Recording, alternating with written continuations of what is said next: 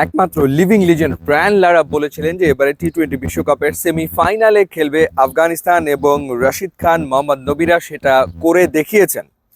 আমার এখনো খেয়াল আছে যে কয়েক বছর আগে যখন বাংলাদেশের মাটিতে আফগানিস্তান টেস্ট ম্যাচ হলো, তখন বিসিবির সভাপতি বলেছে যে এটা কোনোভাবে মেনে নেওয়া যায় না, এটা তিনি মেনে নিতে পারছেন না। আফগানিস্তানের কাছে বাংলাদেশ টেস্টে হেরেছে, এটা তিনি আসলে মানতে পারছেন না। কিন্তু বাস্তবতা হচ্ছে যে আফগানিস্তানের ক্রিকেট এগিয়ে গেছে সামনের দিকে এবং বাংলাদেশের ক্রিকেট দিনকে দিন আসলে পেছনের দিকে হাঁটছে, এটাই আসলে বাস্তবতা। এবং আফগানিস্তানের ক্রিকেট মডেলটার দিকে যদি আপনি তাকান, মূলত আসলে টি-20 ঘরানাকে কেন্দ্র করেই ওদের ক্রিকেটটা সামনে এগোচ্ছে। এবং পৃথিবীর এমন কোনো ফ্র্যাঞ্চাইজি লিগ নেই যেখানে আসলে আফগানিস্তানের ক্রিকেটাররা খেলে না, সেটা বিগ ব্যাশ হোক, পাকিস্তান সুপার লিগ হোক, ইন্ডিয়ান প্রিমিয়ার লিগ হোক, কিংবা শ্রীলঙ্কান লিগ হোক, সব জায়গাতে, বাংলাদেশ প্রিমিয়ার লিগ হোক, সব জায়গাতে আফগানিস্তানের ক্রিকেটাররা খেলছে। এবারের স্কোয়াডটার দিকে যদি আপনি তাকান, ওপেনিং এ গুরবাজ খেলেছেন। গুরবাজ কলকাতা নাইট রাইডার্স এর ওপেনার, তিনি রেগুলার খেলেন বিভিন্ন ফ্র্যাঞ্চাইজি টুর্নামেন্টগুলোতে। এটা গেল গুরবাজ। এরপর ওমার জাইয়ের কথা বললে, ওমার জাইও ছিলেন, তিনি সম্ভবত তিনি খেলেছেন গুজরাটের হয়ে, লাস্ট আইপিএলে ছিলেন, দল পেয়েছিলেন।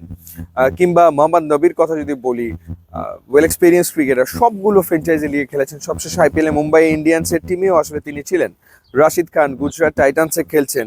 কিংবা তাদের ফাস্ট বোলারদের কথা যদি বলি, সেক্ষেত্রে নাভিনুল হক, তিনি লখনৌ সুপার জায়ান্টসের হয়ে খেলেছেন। এরপর ফজল হক ফারুকি, তিনি সানরাইজার্স হায়দ্রাবাদের হয়ে খেলেছেন। তো ওদের প্লেয়াররা, নূরের কথা বলতে হয়, তিনিও গুজরাটের হয়ে খেলেছেন। সো ওদের প্লেয়াররা তারা আসলে প্রতিনিয়ত আইপিএলে খেলছে। সো আইপিএলে খেললে যেটা হয় যে ডেফিনেটলি তারা তারা তাদের তাদের সাহসটা অনেক বেড়ে গেছে। তারা এখন জানে যে তারা আসলে বড় প্লেয়ার, তারা আসলে ছোট প্লেয়ার না। পক্ষান্তরে আপনি যদি বাংলাদেশের দিকে তাকান, আমাদের মেন্টালিটি কি, বিসিবির মেন্টালিটি হচ্ছে যে মুস্তাফিজকে আইপিএল ছেড়ে দেশে ফিরে আসতে হবে এবং জিম্বাবুয়ের বিপক্ষে আসলে খেলতে হবে। বা আমাদের কয়টা প্লেয়ার খেলে, শরীফকে এনওসি দেওয়া হয় না ইয়েতে আইপিএল এ খেলার জন্য, তাসকিন আহমেদকে এনওসি দেওয়া হয় না আইপিএল এ খেলার জন্য। এবং এরকম কথাও বলা হয় যে মুস্তাফিজের আর আইপিএল থেকে শেখার কি আছে, বরং মুস্তাফিজকে নিলে আইপিএল এর লাভ হতে পারে, এরকম কথাও, হাস্যকর কথাও আসলে বলা হয়। তো সেই কারণে ওরা যে প্যাটার্নটা ফলো করেছে, অর্থাৎ টি-20-র বাস্তবতায়, টি-20 প্যাটার্নে সারা পৃথিবীর যত ফ্র্যাঞ্চাইজি লিগ আছে সেখানে তারা তাদের প্লেয়ারদের ছেড়ে দিচ্ছে, সেখানে গিয়ে তাদের প্লেয়াররা খেলছে।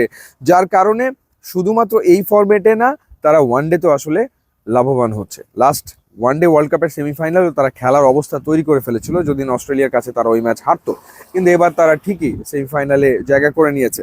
সো এই যে বাংলাদেশের ক্ষেত্রে বাংলাদেশের ক্রিকেট বোর্ডের যে মানসিকতার দৈন্যতা এবং প্লেয়ারদেরকে এরকম আটকে রাখার এক রকমের প্রচেষ্টা, তার ফলে লাভের লাভ আসলে কিছুই হচ্ছে না।